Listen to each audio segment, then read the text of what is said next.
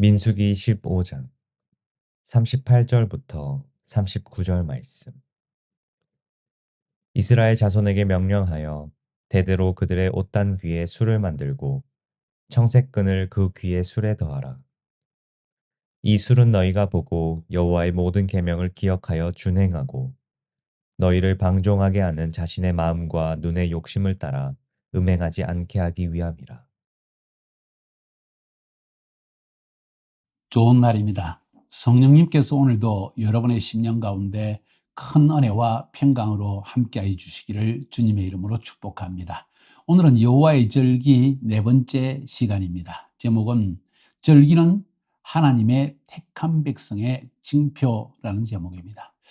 절기를 지킨다는 것 자체가 우리가 하나님의 백성이요 하나님의 시간표대로 살아가는 사람들이라는 것을 세상에 공포하는 것과 마찬가지라는 것입니다. 우리는 절기를 지키는 것이 매우 중요한 이유에 대해서 알았습니다. 왜냐하면 절기는 하나님의 예언적 시간표, 하나님의 구속의 시간표, 역사의 진행 과정 가운데에서 하나님께서 어떤 카이로스적 사건을 통해서 인간의 구원을 행하실 일들을 미리 보여준 하나님의 구속의 스케줄이라는 것을 여러분에게 말씀을 드렸습니다. 그래서 하나님의 백성이 절기를 지킨다는 것은 하나님의 스케줄을 알게 되고 하나님의 스케줄을 따라 하나님의 구원의 시간표를 따라 인생을 살아가기 때문에 굉장히 중요하다는 것입니다. 안식일에 예를 들었습니다. 안식일은 두 가지 의미 때문에 지키라고 했죠. 첫 번째는 재창조, 하나님이 이 세상을, 죄로 물든 세상을 다시 창조하실, 심판하시고 창조하실 날이, 다시 창조하실 날이 하나님의 나라가 곧 임하게 된다. 새 하늘과 새 땅이라는 표현으로 요한계시록은 말하고 있고, 두 번째 옛 안식일을 지켜야 될 가장 중요한 이유는 바로 완전한 구속이 그때 비로소 이루어진다. 우리는 여전히 광야와 같은 세상 가운데 살고 있다. 사단의 시험과 공격도 받고 있다. 그러나 주님 다시 재림하실 때, 하나님의 시간이 임하게 될 때 우리는 이 모든 것을 벗어버리고 완전한 구속을 얻는 그날이 오게 될 것이다. 그래서 그날을 바라보면서 안식일을 지키는 것입니다. 재창조와 완전한 구속, 그것을 매주마다 기념하며 살아갈 때 세상의 어려움과 고난들을, 그리고 배고픔을, 억울함을 참고 이기고 핍박을 이기고 살아갈 수 있는 것입니다. 그래서 안식일은 매우 중요하다고 했고, 7개의 절기, 봄 절기는 예수님의 초림에 관한 3개의 절기, 가을 절기는 예수님의 재림에 관한 절기, 그리고 중간에 있는 오순절은 바로 성령님이 이 땅에 오셔서 광야와 같은 이 땅을 우리와 함께 살아가신다는 것을 보여주는 절기. 이렇게 하나님의 절기, 여호와의 절기는 하나님의 시간표를 보여주기 때문에 하나님의 백성이 이것을 지킨다는 것은, 다시 말해서 우리는 하나님의 시간표를 알고 시간표를 따라 살아가는 존재입니다 하는 것을 세상에 선포하는 것과 다름이 아니라는 것입니다. 이 7개의 절기는 또한 뿐만 아니라 이런 하나님의 초림과 재림을 본절기와 가을절기를 통해서 보여주시고, 그 중간에 성령님을 보내주셔서 재림의 때까지 우리가 성령님의 인도하심을 따라 살 수 있게 하셨는데, 이 절기들은 참으로 신기하게도 봄절기는 보리추수가 있을 때, 그리고 성령 강림절인 오순절은 밀추수가, 가장 큰 추수인 밀추수가 있을 때, 그 다음에 가을 추수는 포도와 과일의 추수가 있을 때, 이렇게 추수 때에 맞춰서 하나님께서 절기를 맞춰 놓습니다. 그 이유가 뭔지 아십니까? 이 땅에 사는 동안 하나님께서 추수를 행하신다는 것입니다. 아직 광야와 같은 일상을 살고 있지만 첫 추수는 예수님께서 부활하심으로 첫 추수의 열매가 되셨습니다. 그 다음 오순절 때 밀추수는 큰 추수입니다. 성령 강림하자마자 베드로가 5,000명의 사람들을 구원하는 설교를 하고 추수가 시작되어졌습니다. 이방인 가운데서도 추수가 사도 바울에 의해서 시작되어졌습니다. 오순절 이후의 일입니다. 마지막 추수는 가을절기에 옵니다. 이것은 주님의 재림 전에, 온 세상의 심판 전에, 과일과 포도주, 이것은 기쁨의 추수입니다. 이 기쁨의 추수가 주님이 재림하기 직전에 말세에 큰 추수가 임한다는 것을 보여주기 위해서 하나님께서는 이렇게 추수 시즌에 맞게 절기를 우리에게 보여주심으로 말미암아 이 세상을 살고 있는 성도들이 이 추수 시즌을 따라 추수를 위해서 추수를 향하여 살아가야 한다는 것을 우리에게 보여주고 있는 것입니다. 쉽게 이야기해서 전도하고 제자화하고 선교하며 사는 것이 우리 인생의 중요한 목적이라는 것을 하나님은 이 절기들을 통해서 보여주는 것입니다. 그래서 하나님께서는 이 절기를 지킴으로 말미암아 온 세상 가운데 하나님의 시간표, 구원의 시간표를 알려주라 하는 그런 의미도 우리에게 있는 것입니다. 그래서 해마다 절기를 지키라. 성경 여러 구절에서 해마다 절기를 꼭 지키라는 것을 우리에게 말씀하십니다. 레위기 23장 2절 이스라엘 자손에게 말하여 이르라. 이것이 나의 절기들이니 하나님께서 나의 절기다. 너희가 성회로 공포할 여호와의 절기들이니라. 출애굽기 12장 14절에는 너희는 이 날을 기념하여 여호와의 절기를 삼아 영원한 규례로 대대로 지킬지니라. 영원한 규례이다. 데살로니가전서 5장 1절부터 6절까지 보면 비록 절기에 대한 이야기는 아니지만 연관되는 것을 우리가 알 수가 있습니다. 형제들아, 때와 시기에 관하여는 너희에게 쓸 것이 없으면 주의 날이 밤에 도둑같이 이를 줄을 너희 자신이 자세히 알기 때문이라. 그들이 평안하다 안전하다 할 그때 임신한 여자에게 해산의 고통이 이름과 같이 멸망이 갑자기 그들에게 이르리니 결코 피하지 못하리라. 형제들아, 너희는 어둠에 있지 아니하며 형제들아, 너희는 어둠에 있지 아니하며 이 날이 도둑같이 너희에게 임하지 못하리니 너희는 다 빛의 아들이요 낮의 아들이라. 우리가 밤이나 어둠에 속하지 아니하나니 그러므로 우리는 다른 이들과 같이 자지 말고 오직 깨어 정신을 차릴지라. 자, 이 구절을 읽으면 그냥 깨어 있으라는 의미로 우리가 쉽게 이해하지만 자세히 살펴보면 형제들아, 때와 시기에 관하여 너희에게 쓸 필요가 없다. 왜냐하면 너희들이 마지막 때 주의 날이, 심판의 날이, 구원의 날이 도둑같이 임한다는 걸 알고 있기 때문이다. 그러면서 때와 시기에 관해서는 했는데 이것을 원문에 보면 크로노스와 카이로스에 대해서는 이렇게 적고 있습니다. 그러니까 지금 몇 년, 몇 월, 며칠인지 하는 것은 너희들이 잘 알고 있고 또 시기 카이로스, 이건 바로 모에딤인 것입니다. 하나님의 시간에 대해서 너희가 잘 알고 있다. 세상의 시간과 하나님의 시간을 너희 잘 알고 있지 않느냐. 그런데 세상 사람들은 도둑같이 임하는 그때를 모르기 때문에, 카이로스를 모르기 때문에, 크로노스만 알고 있기 때문에 세상에서 멸망당하는 것이다.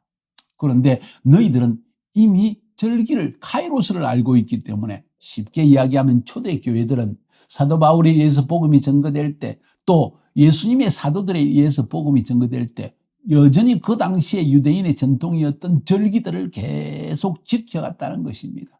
그 절기의 초림과 재림의 의미를 정확히 아는지 모르는지는, 알았는지 몰랐는지, 알고 지켰는지 모르고 지켰는지는 정확한 사료는 없습니다. 그러나 초대교회 성도들은, 심지어 사도 바울이 이방인 가운데 복음을 전했던 그 가정교회들 가운데에서도 절기를 지켰다는 것을 알 수 있는 중요한 한 구절이기도 합니다. 왜냐하면 보십시오.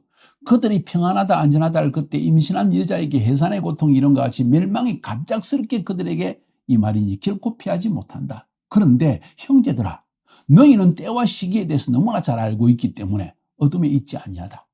그날이 도둑같이 너에게 임하지 못한다. 왜? 너희는 절기를 지키면서 우리는 말세의 징조를 너무나 잘 알고 있고 징조와 그리고 모에딤을 알고 있기 때문에 도둑같이 너희에게 재앙이 임하지 않는다. 너희는 다 빛의 아들이요 낮의 아들이라. 우리가 밤이나 어둠에 속하지 아니하나니 그러므로 우리는 다른 이들과 같이 자지 말고 오직 깨어 정신을 차릴지라. 절기를 지키면서 하나님의 시간표를 알고 있기 때문에 우리는 깨어 있어야 된다는 그러한 의도로 지금 사도 바울은 우리에게 적고 있는 것입니다. 사랑하는 여러분, 그래서 이 초대교회는 이 하나님의 절기, 여호와의 절기에 대해서 너무나 잘 알고 있었고 여호와의 절기를 지킬 때마다 예수님의 초임과 재림, 성령의 강림, 그 의미 이런 것을 알고 있었고 특별히 징조와 절기, 이 창세기 1장 14절에서 말씀드렸던 이 두 가지를 통하여서 마지막 때가 얼마나 가까운지를 뼈저리게 느끼는 사람들이었다는 것을 알 수가 있습니다. 자, 그러면서 한 가지 더 중요한 것은 오늘 제목이 무엇이었나요? 절기는 하나님의 택한 백성의 징표라고 했습니다. 자, 지금 절기를 지키는 것 자체가 우리가 하나님 백성이라는 것을 세상에 공포하는 것입니다. 뿐만 아니라 절기를 지킬 때 하나님께서 명한 것이 있습니다. 그것이 무엇인가 하니 징표를 꼭 달아라. 절기 지킬 때. 자, 절기뿐만 아니라 하나님은 자기 백성들에게 항상 징표를, 하나님의 백성된 징표를 세상 가운데서 달고 다니라. 이런 의미를 우리에게 말씀하고 있습니다. 애굽에서 모든 장자를 심판하실 때 심판하는 천사가 장자들을, 모든 장자, 유대인, 애굽인, 짐승할 것 없이 장자, 맏아들은, 맏짐승은 다 죽는 거예요. 그 심판이 다니는데, 그런데 징표가 있는 집은 넘어갔다고 이야기합니다. 그래서 히브리 말로 페사, 한국말로 유월, 중국말이죠. 사실은 유월 넘어갔다. 다시 말해서 심판이 넘어가 버렸다. 왜? 징표가 있었기 때문에. 무슨 징표입니까? 어린 양을 잡아서 피를 흘려서 문설주에 바른 것을 보면, 그 징표를 보면 심판하는 천사가 넘어가 버렸다. 다시 말해서 예수 믿는, 예수의 피로 구원받았다는 확신과 믿음을 우리 마음속에 지니고 있으면 심판하는 천사가 넘어가 버린다는 것입니다. 마지막 때 하나님께서 큰 백보자 심판을 행하실 것인데 우리 안에 예수의 보혈이 있기 때문에 넘어가 버린다는 것을 우리에게 말하는 것입니다. 그렇죠. 그러니까 단순한 절기가 아니라 절기 때 징표가 항상 있다는 것이죠. 민수기 15장 38절 39절에는 하나님의 택한 백성들에게 평상시에도 이런 하나님 백성된 징표를 달고 다니라고 이야기합니다. 재미있는 이야기입니다. 여러분 뉴욕이나 혹은 또 유럽 지역에 가보면 이게 까만 옷을 입고 그리고 키파를 쓰고 머리에 뿐만 아니라 그 옷에 옷깃에 이렇게 꼭 실같이 이렇게 늘어진 것을 달고 다니는 유대인들을 볼 것입니다. 그게 바로 오늘 민수기 15장 38절 39절에서 말하는 것입니다. 이스라엘 자손에게 명령하여 대대로 그들의 옷단 귀에 술을 만들고 청색끈을 그 귀의 술에 더하라. 이 술은 너희가 보고 여호와의 모든 계명을 기억하여 준행하고 너희를 방종하게 하는 자신의 마음과 눈의 욕심을 따라 음행하지 않게 하려 함이라. 뭔 이야기입니까? 이런 것을 달고 다니면서 사람들이 딱 보고 저 종교인이네, 저 유대인이잖아, 하나님 믿는 백성이네, 그렇게 즉각적으로 알아차립니다. 그 결과는 이 옷을 입고 장례촌에 갈 수 있겠어요? 이 옷을 입고 술집에 앉아서 방구한다 그러나요? 노래를 부르고 소리를 지르고 할 수 있겠나요? 이 옷을 입고 거짓말을 할 수 있을까요? 자, 그렇기 때문에 하나님께서 하나님 백성된 징표를 심지어 옷을 입고 다니면서도 보여라는 것입니다. 그래서 자기 스스로 죄악된 길에 들어서는 것을, 아이고 사람들이 나를 알고 있으니까 의식을 해서라도 하나님 백성으로서 그런 악을 행하지 않게 하기 위해서 하나님이 심지어 이런 옷을 입게 한다는 것입니다. 징표입니다. 세상 사람들 가운데 우리는 하나님의 백성이라는 징표를 달고 다녀야 된다 하면서 이스라엘 백성들에게 그렇게 말씀하신 것입니다. 그뿐만 아니라 모든 절기 때마다 하나님께서 이마와 손목에 쉐마를 표를, 하나님의 말씀이 적힌 표를 달고 다니면서 하나님을 기억하라고 했습니다. 출애굽기 13장 8절 10절에 보니까 너는 그날에 네 아들에게 보여 이르기를 이 예식은 내가 애굽에서 나올 때 여호와께서 나를 위하여 행하신 일로 말미암음이라 하고 이것으로 네 손의 기호와 네 미간의 표를 삼고 여호와의 율법이 네 입에 있게 하라. 이는 여호와께서 강한 손으로 너를 애굽에서 인도하여 내셨음이니 해마다 절기가 되면 이 규례를 지킬지니라. 해마다 절기가 되면 이 규례를 지킬지니라. 다시 말하면 절기를 지킬 때마다 손목, 이마에 하나님의 백성된 표, 그러니까 성경이 들은 쉐마라고 하는 이 표가 들은 그 하나님의 말씀이 들은 조그마한 곽을 달고 다니라는 것입니다. 똑같은 이야기를 신명기 6장 4절 9절 소위 이것은 쉐마 이스라엘 하는 그 중요한 부분입니다. 이스라엘에 들으라. 우리 하나님 여호와는 오직 유일한 여호와시니 너는 마음을 다하고 성품을 다하고 힘을 다하여 네 하나님 여호와를 사랑하라. 오늘날 내가 네게 명하는 이 말씀을 너는 마음에 새기고 네 자녀에게 부지런히 가르치며 집에 앉았을 때에든지 길에 행할 때에든지 누웠을 때에든지 일어날 때이든지 이 말씀을 강론할 것이며 너는 또 그것을 네 손목에 매어 기호를 삼으며 네 미간에 붙여 표를 삼고 또 네 집 문설주와 바깥문에 기록할지니라. 여러분 이스라엘 가보셨어요? 수많은 유대인들, 특별히 정통 유대인들, 소위 우리가 말하는 종교인들, 이 사람들은 손목과 그리고 이마에 그리고 문설주에 집에 들어간 방마다 방 입구에다가 다 이런 표를 달고 있습니다. 왜 표를 답니까? 하나님 백성이라는 징표라는 거예요. 왜 답니까? 하나님께서 명령하셨기 때문입니다. 왜 답니까? 이것으로 말미암아 세상 가운데 내가 하나님의 백성이라는 표시를 하는 것입니다. 이게 그래서 하나님은 이 세속 세계 가운데 물들지 않게 하기 위해서 절기를 지키라. 절기 지킬 때 이런 징표까지 달고 다니라. 평상시에도 옷에 술을 달아가지고 사람들이 보게 하라. 너가 하나님의 백성이라는 것을 알게 하라. 그래야 너는 죄악에 빠져들지 않고 세속주의에 물들지 않을 것이다. 이런 말씀을 하시는 것입니다. 얼마나 우리가 연약한 존재이든지. 자, 그런데 참으로 신기한 것은 마지막 때 사단도 사람들에게 이런 사단의 징표, 사단의 종이라는, 사단의 백성이라는, 하나님의 백성이 아니라 사단의 백성이라는 징표를 달게 한다는 것을 성경은 미리 예언하고 있습니다. 어디에 그런 말씀이 있나요?